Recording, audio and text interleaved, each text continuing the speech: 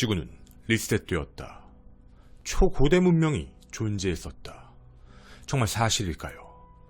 이집트 유물에서 발견된 시대에 맞지 않는 강철검의 미스터리. 그 비밀을 오늘 찾아가 보고자 합니다. 고대 이집트 고왕국과 중왕국 시절, 피라미드의 도굴로 인해 신왕국 왕조는 외부에서 보이지 않는 묘지 이집트 남부 룩소르 지역 왕가의 계곡을 선택하게 됩니다. 파라오의 장례가 끝나면 그 입구조차 봉인해버리기에 그 누구도 쉽게 알 수 없는 비밀의 장소. 하지만 신왕국 말기 국가의 재정이 고갈되며 다시 도굴이 시작되고 왕가의 계곡 또한 도굴되지 않은 멀쩡한 무덤을 찾는 것이 매우 어려운 일이 되었습니다. 전 세계 고고학자들의 이목이 집중된 왕가의 계곡. 이 미스터리한 계곡에 관심을 갖는 건 영국의 고고학자 하워드 카터도 마찬가지였습니다. 1902년부터 발굴을 시작한 카터 팀. 20년이 지난 1922년 11월 4일. 발굴팀이 현장에서 마실 물을 매일 항아리에 담아오는 일을 하던 12세 후세인 압델라술. 그 항아리가 넘어지지 않게 땅에 조그마한 구멍을 파다가 이상한 계단을 발견합니다. 바로 그토록 찾던 미스터리한 장소, 파라오의 무덤으로 향하는 계단이었습니다. 봉인된 무덤의 문에 도착해 벽을 뚫기 전 구멍을 통해 살펴본 내부. 카터는 이렇게 말했습니다. 놀라운 걸 발견했다. 금과 보물로 가득 차있는 이집트 신왕국 18왕조의 13대 파라오 투탕카멘의 무덤이었습니다. 지금부터 우리는 카터가 되어 그 미스터리 속으로 직접 들어가 보도록 하겠습니다. 보물로 가득 찬 대기실, 저장실 겸 보물창고, 곁방. 그런데 유독 한 공간이 이상합니다. 100여 개가 넘는 인장이 찍힌 채로 하얀 석고로 덮어 봉인해 놓은 밀실의 공간이었죠. 그 첫 번째 봉인을 허물자 거대한 황금색 챔버가 등장합니다. 가로 5m, 세로 3.3m, 높이 2.8m로 묘실을 불과 30cm에서 70cm만 띄워놓고 가득 채워놓은 공간입니다. 그 비어있는 공간에는 각종 주술진앙의 유물들이 놓여 있었습니다. 특히 눈에 띄는 건 11개의 노가 발견되어 이는 죽음의 강을 건너는 파라오가 필요할 물건임을 보여주는 것이었죠. 그리고 그 내부의 챔버들을 하나씩 열자 두 번째, 세 번째, 네 번째의 챔버가 차례대로 나타납니다. 각 챔버의 벽화를 살펴보면 파라오의 부활을 기원하는 모습과 사후세계의 강을 항해하며 12개의 문을 통과하는 파라오의 모습, 그리고 마지막은 다른 신들과 함께 파라오가 걷는 장면까지, 즉, 이 묘실 자체는 파라오의 부활을 꿈꾸며 하나하나의 공간을 만들어 밀실로 완성해 놓은 것이었습니다.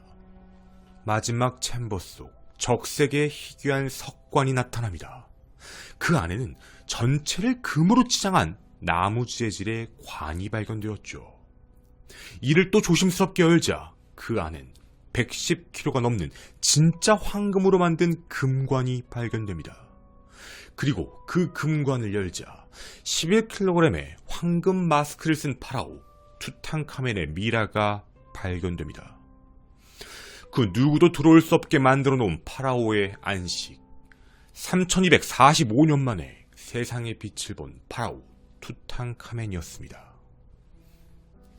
고대 이집트에서 망자의 부활과 영생을 위한 주술서였던 사자에서 투탕카멘의 황금관 뒷면에는 그 주문이 써 있었고, 다양한 보석 장식의 목걸이, 황금띠, 지팡이, 팔찌 등 107개의 부장품이 사자에서에 적힌 그 위치대로 발견되었습니다.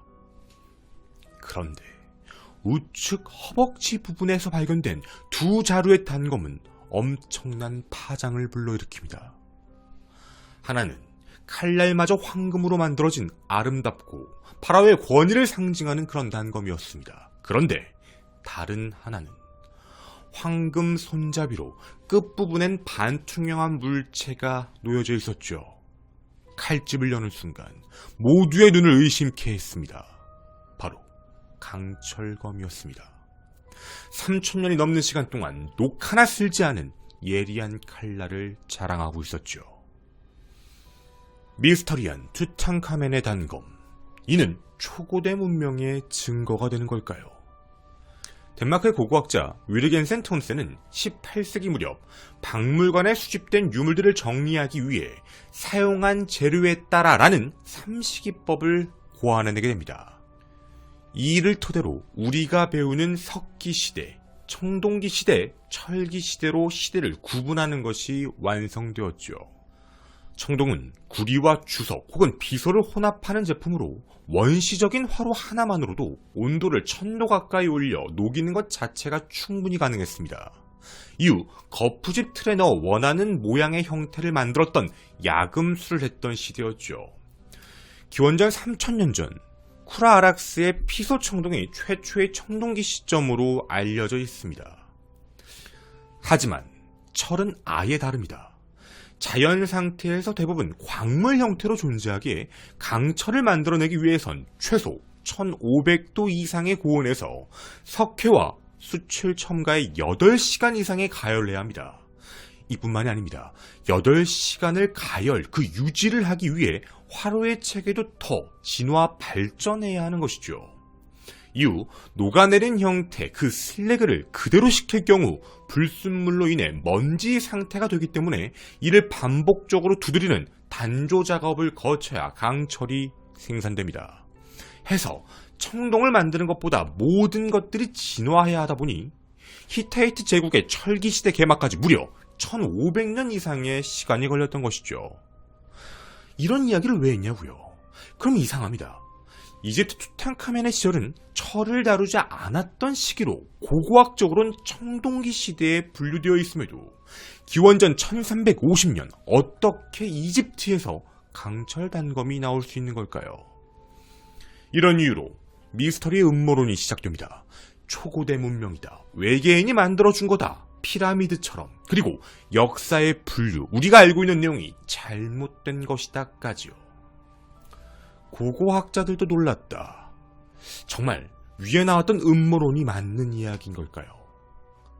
하지만 이는 잘못된 이야기입니다.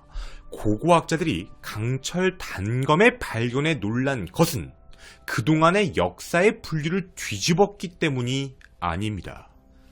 학자들도 알고 있습니다. 청동기 시대에도 철을 이용했던 유물들이 존재하기도 했으니 말이죠.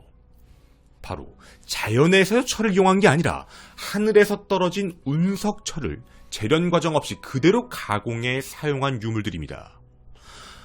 대기권에서 엄청난 마찰열을 받으며 자연스럽게 불순물이 제거되다 보니 니켈 함량 최소 5%로 녹이 잘 슬지 않고 깨지지 않는 강한 내구성의 철이 자연스럽게 만들어졌던 것이죠.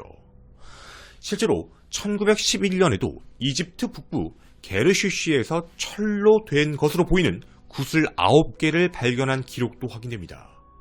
이뿐만이 아닙니다. 기원전 1500년 시리아 지중해 연안의 고대 국가 우가리티의 유물로 발견된 금장, 철제, 도끼 또한 운석철로 확인되었고, 기원전 1400년 중국 갑골 문자와 청동기 유물이 유명한 상나라에서도 철도끼가 발견되었습니다.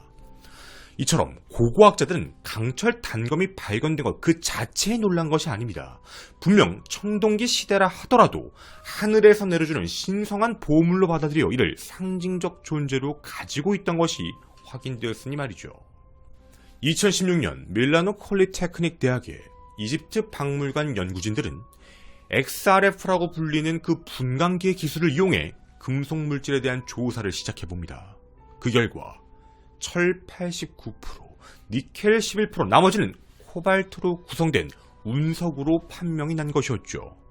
전혀 놀랍지 않았습니다. 당연히 운석철이라고 생각했던 고고학자들이었기 때문에 이것이 그냥 과학적으로 증명된 것뿐이었죠.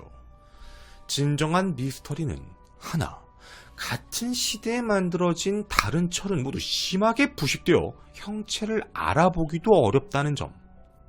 근데 반면 투탕카멘의 단검은 너무나도 멀쩡한 상태로 출토된 점이었습니다. 두 번째, 단검의 제작 방식이 이상하다는 겁니다. 보통 운석철을 가지고 만든다 하더라도 망치 자국 같은 흔적이 나와야 되는데 이런 흔적 자체가 발견되지 않았습니다. 세 번째, 비트만 슈테텐 패턴이 없다. 운석의 절단면에 나타나는 독특한 직선의 교차 패턴을 일컫는 말인데요. 만약 단순하게 절단을 해 가공을 해낸 것이라면 이 패턴이 보여야 하지만 단검에 이 흔적이 보이지 않았다는 점이었습니다. 2016년, 단순하게 운석으로 만들어진 칼이었다라는 것에서 끝나는 게 아니라 도대체 그 시대에 누가 어떤 방식으로 온전한 강철 단검을 제작했을까는 현재까지 지속된 영원한 미스터리였습니다. 물론 이에 대해 여러 가지 추측이 있었습니다. 그중 가장 강력한 가설은 바로 이것. 철을 다루지 않았던 이집트. 그럼 근처 어디선가 교육을 통해 얻은 게 아닐까라는 것이었죠. 근처에는 철의 제국 히타이트가 있었습니다. 이들에 대한 기록은 여러 가지인데 기원전 1274년 이집트와 전쟁을 벌인 기록이 있었죠. 우리에게 잘 알려진 파라오 람세스 2세가 이끈 전쟁이었습니다. 당시 이집트는 히타이트 제국을 침범했지만 재련의 국가였던 히타이트의 신기술에 결국 전쟁은 인류 최초의 평화조약 히타이트 공주와 람세스 2세의 결혼으로 마무리가 됩니다. 이때가 청동기 시대에서 철기 시대로 전환을 알리는 바로 그 시점이었죠. 그런데 이전 이 국가들의 교류가 있던 것도 확인이 됩니다. 히타이트의 왕 스피룰리우마가 투탕카멘의 재위기간과 겹치는 시간이 존재했다는 것이죠. 해서 진귀한 보물인 강철을 외교적 선물로 이집트 왕실에 전달한 게 아닐까라는 추측이었습니다. 즉 투탕카멘의 단검을 히타이트에서 제작했다라는 설이었습니다. 하지만 2022년 2월 새로운 연구 결과가 발표됩니다. 비트만 슈테텐 패턴이 발견됩니다. 아주 미세하지만 칼날의 끝부분에서 이 패턴이 일부 발견된 것입니다. 이는 950도 미만, 즉 청동을 관리할 수 있는 그 정도 온도에서도 단조가 될 수 있다는 것을 증명해내는 기록이었죠. 둘, 투탕카멘이 받은 게 아니었습니다. 이집트의 라이벌 격이었던 터키, 아나톨리아 지역의 미타니 왕국에서 온 선물이라는 것입니다. 연구 결과 이집트 신왕조 시대 공문서인 아마르나 문서에는 그 단검의 출처가 하나 확인이 됐는데요. 미타니 왕국의 왕이 투탕카멘의 할아버지였던 아메노텝 3세에게 보낸 선물이라는 겁니다. 기록에 따르면 미타니 왕국의 투라타 왕이 결혼 선물로 아메노텝에게 황금 칼집으로 장식된 철 단검을 보냈다라는 기록이 남아있는 것이었죠. 고대 이집트에서 발견된 시대에 맞지 않는 강철 단검. 하지만 이는 전 세계의 발전과 하늘에서 내려온 운석을 신성시하며 만들어낸 당시 최고의 기술력, 걸작품으로 우리에게 현재까지 전해졌던 것입니다. 투탕카멘의 단검 미스터리는 2022년 2월 이렇게 해결되었습니다. 저는 이로 미스터리 극장의 김원이었습니다. 그런데 투탕카멘의 미스터리는 아직도 많이 남아있다는 걸 알고 계신가요? 뒷이야기에서 함께하겠습니다. 감사합니다. 네, 일단 뒷이야기에 대한 부분입니다. 저희가 이집트 파라오와 관련되어 있는 그 피라미드와 관련되어 있는 좀 대형 컨텐츠라고 하면 좋을지 모르겠는데 준비 중입니다. 아실지는 모르겠지만 이 피라미드에 대한 미스터리도 그러니까 우리한테 알려진 거랑 전문가들이 바라보는 미스터리의 관점이 다른 것 같아요. 저희가 오늘 이 방송을 준비할 때도 사실 고고학자들은 초고대 문명이라는 생각 자체를 안 했어요. 그러니까 철이 발견될 수 있다. 당연한 거다. 운석을 썼으니까 라고 알고 있던 상황이 2016년에 과학적으로 증명됐고 20년에 또다시 새로 하고 2020년에 지금 결말이 나온 건데 당시에 이제 음모론으로 퍼지게 됐던 건 아니 어떻게 청동시대 철기가 발견돼? 라는 그런 관점이었죠. 그러니까 우리한테 알려져 있는 음모론적인 내용과 실제 학자들이 알고 있는 내용은 약간 신비롭긴 하지만 그 견해가 약간 다르죠. 피라미드도 사실 마찬가지예요. 우리는 피라미드의 축조와 관련되어 있는 부분에서도 여러 가지 미스터리 안죠. 왜냐하면 지금까지 뭐 명확하게 나온 건 없지만 최근에 연구 결과들도 좀 있었고 그 부분도 저희가 좀 준비 중인데 피라미드만 놓고 보더라도 학자들이 제일 궁금해하는 부분은 바로 이거예요. 피라미드가 진짜 왕의 무덤이 맞을까? 그러니까 이게 진짜 맞아. 왜냐면 어떤 파라오는 자기 재위기간에 뭐 피라미드를 3개씩 만든 경우도 있고 이러다 보니까 이게 진짜 무덤으로 쓰기 위해서 만든 게 맞을까라는 추측이죠.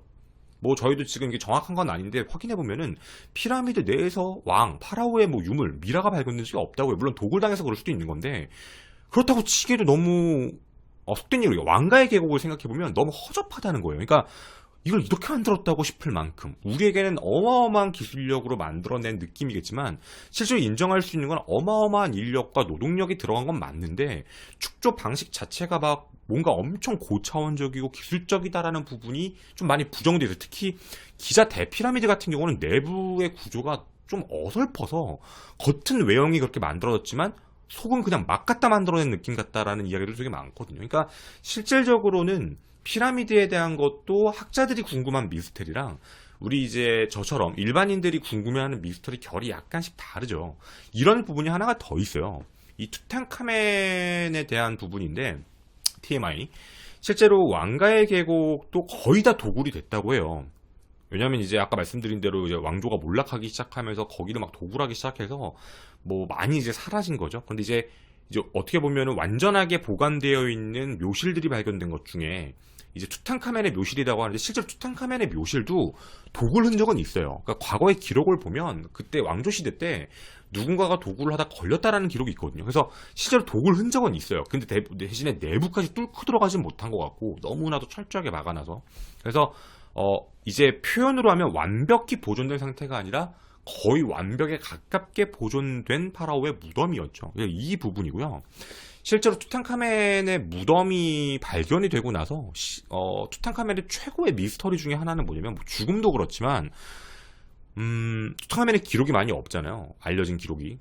그 투탕카멘을 발견했던 카터에 대한 음모론도 많아요. 그러니까 이게 외국에서는 내용이 좀 많이 있는데 어떤 거냐면 이게 보물, 그 묘실 내부에 보물실이 있다고 했잖아요. 그 보물들 중에 시대에 안 맞는 이상한 보물들이 출토됐다라는 부분이에요. 해서 이게 카터가 그러니까 투탕카멘이 잘못했다는 게 아니라 이거 만들어낸 거 아니냐라는 추측도 있었어요. 뭔가 잘못된 거 아니냐. 뭐 이런 부분들도 있어서 실질적으로는 뭐 음모론이죠. 뭐 학자들은 이거에 대해서 굉장히 많이 비판을 해요. 말도 안 되는 소리다. 뭐 우리가 지금 느낀 것처럼 시대가 다른 유물이야 교육을 통해서 들어온 문제다라고 이제 설명을 하고 있지만 이렇게 해서 굉장히 많은 미스터리를 가지고 있는 그런 내용이었죠. 그러니까 워낙에 오래됐기 때문에 기록이 정확하지 않고 애매모호하다 보니까 당연히 미스터리할 수밖에 없는 그런 상황인 것 같아요. 대부분 역사가 미스터리한 거니까. 그리고 또 하나의 TMI는 뭐 아시는 분들은 아실 텐데 투탕카멘의 미라가 이제 발견이 됐잖아요. 그러니까 그 파라오 관을 썼어요. 황금관을 써서 그게 이제 11kg가 넘는 황금관인데 그게 가치가 제가 알기로 1조 원이 넘는다고 알고 있거든요. 근데 그거보다 어떻게 보면 비싼 게 그 이전에 또 황금관이죠. 110kg 황금이니까 뭐 그게 뭐 외부에 나올 리는 없겠지만 또 어쨌든 그 파라오의 파라오의 관 이거 있죠. 이 미라에서 이 파라오의 마스크를 떼어내는 것도 오래 걸렸대요. 그러니까 실제로 투탕카멘의 무덤을 발견하고 나서도 엄청나게 오랜 시간이 걸린 게 이게 조심스럽게 해치 작업을 하는데 막 뚫고 갔더니 또 있고 그래서 계속 그 안으로 왜냐면 챔버도 되게 많았고 석관 안에 나무관 그 안에 황금관 그 안에 미라가 있고 막 이러다 보니까 그리고 그 중간중간에 다 전부 이런 뭐 부장품들이 놓여있고 해서 오래 걸렸는데 떼는 것 자체도 오래 걸렸다고 해요. 이게 왜 그랬냐면 참 그때 기술력이 참 신기해요. 마스크가 미라에 붙어 있었어요. 그러니까 우리 그 투탕카멘의 미라가 지금 외부에 좀 공개가 돼요. 사진이 떴을 텐데 그 미라를 보면 이렇게 좀 많이 보존이 잘 되긴 했지만 많이 좀 이렇게 찢어진 상태처럼 보이셨을 수도 있어요. 그게 왜 그랬냐면 투탕카멘의 마스크가 접착제처럼 붙어 있었어요. 그러니까 이게 떼어지는 게 아니라 관을 씌워놓은 게 아니라 완전히 접착이 되어 있었거든요. 그래서 이게 어떻게 됐는지 봤더니 유리 같은 물질을 녹여가지고 접착을 시켜놨다고 하더라고요. 그러니까 그때 당시 그런 기술이라고 해야 될까? 그런 능력을 갖고 있었던 거예요. 그러니까 기원 전 1300년, 진짜 어마어마하게 옛날에 3000년 전 이상인 거니까 그때 당시에 이런 황금관을 만들고 이런 챔버를 만들고 이런 기술력을 갖고 있었다는 게 정말 놀랍죠. 어마어마한 문명의 느낌이니까. 사실 우리는 기원전 1300년에 한반도에서 무슨 일이 있었을까라고 생각해 보면 진짜 어마어마하다, 신비롭다라고 느껴질 수밖에 없는 것 같아요. 그래서 이 내용, 이 미스터리에 대한 부분을 전해드렸고요. 사실 많은 분들이 이거 시작할 때, 야, 이거 그냥 운석이잖아 라고 해서 이제 많이 아시는 분들이 계셨을 것 같아요. 당연히. 네, 근데 그게 좀 뭐랄까, 미스터리 좋아하시는 분들은 아는데, 운석인 건 아는데, 이 운석 어떻게 재현한 거야? 누가 한 거야에 대해서 되게 궁금증이 많았던 거고, 그 뒤로 넘어왔던 거죠. 제가 사실 좀 깊게 들어가면, 철의 왕국과 관련해서 아까 이제 실질적으로, 이집트에다가 칼을 건넸다고 얘기했던 왕국도 그렇고, 그 주변에 철을 다뤘던 국가와 관련된 기록들이 되게 많아요. 그러니까, 철의 제국이라고 불렸던 히타이트도 마찬가지고, 히타이트가 저도 그냥 찾다 보니까, 원래 수도가 있던 비옥한 땅에서 수도를 되게 이상한 데로 천도를 했더라고요. 높은 산에다가. 진짜 왜 저런 데다가 천도를 하지 싶었는데, 나중에 유물이 발견된 걸 보니까, 거기서 철을 생산할 수 있었던 거예요. 그러니까, 우리가 불을 계속 높은 온도로 유지하려면 바람도 중요하잖아요. 거기가 위아래가 산맥이어서 양쪽으로 바람이 계속 오다 보니 이제 바람이 세찬 지역에다 일부러 해놨다고 해요. 그래서 계속적으로 오랜 시간 동안 가열할 수 있었고 두드려서 강철을 생산할 수 있었다고 하더라고요. 그러니까 이게 그냥 갑자기 어느 순간 철기 시대가 짠 하고 도래했다는 게 절대 아닌 거죠. 철기 시대로 넘어간 건 맞는데 청동기 시대가 쭉 지나여 오면서 이제 그런 천연 자원들이 많이 있는 그런 제국들에서는 여러 가지들을 재련 작업을 하기 시작했고 그걸 확인해 보면서 어떻게 해야지 나오는지도 점점 단단한 걸 만들어야 기술력이고 이랬으니까 이랬던 부분이죠. 근데 여기서 또 하나, 이거 너무 이렇게 얘기하면 또 그런가? 여기서 하나 미스터리한 게 있어요. 강철의 제국 히타이트가 갑자기 멸망을 해요. 근데 이게 어떤 국가에 멸망했는지는 미스터리한 것 같아요. 저희도 이거 완벽하게 다 알아본 게 아니라서. 그러니까 갑자기 뭐 바다에서 건너온 어떤 데 침략을 당해서 멸망했다고 하는데 어쨌든 철의 제국이었던 히타이트도 그렇게 멸망을 했다고 하더라고요. 그러니까 진짜 이게 세계적으로 바라봤을 때 역사가 되게 미스터리하다라는 건 어쩔 수 없는 것 같아요. 그러니까 이 부분에 대해서는 뭐 사실 초고대 문명이다, 뭐 아니면 외계인이 뭘 해줬다라는 거에 대한 근거로 옛날에는 피라미드를 얘기할 때 이걸 근거를 많이 냈는데 그 부분은 조금 아닌 걸로 그렇게 판단해 주시면 좋을 것 같습니다. 감사합니다.